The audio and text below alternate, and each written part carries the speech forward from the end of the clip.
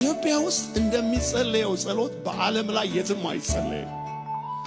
ኢትዮጵያ ውስጥ እንደሚጸለየው ጸሎት በዓለም ላይ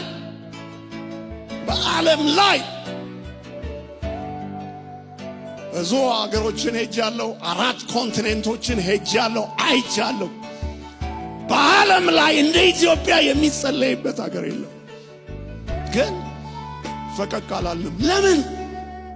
ምን ነው ምክንያቱ? አየህ፣ ህይወታችን ውስጥ ቅንዓት አለ፣ መራርነት አለ። በሌላው ማደግ ደስ አይለንም። ውጭ ብቻ ሳይሆን እዚህ ቸርች ውስጥም ያለ ነው። አንደሰትም።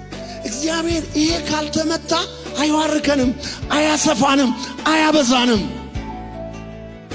መብዛትና መስፋት ትፈልጋላችሁ? እጆቻችሁን ትፈልጋላችሁ? ቅንዓትን፣ ቁጣን፣ መኝነትን፣ መራራ ነገርን ከህይወታችን እናጥፋው። በሌላው በረከት ደስ ይበለን።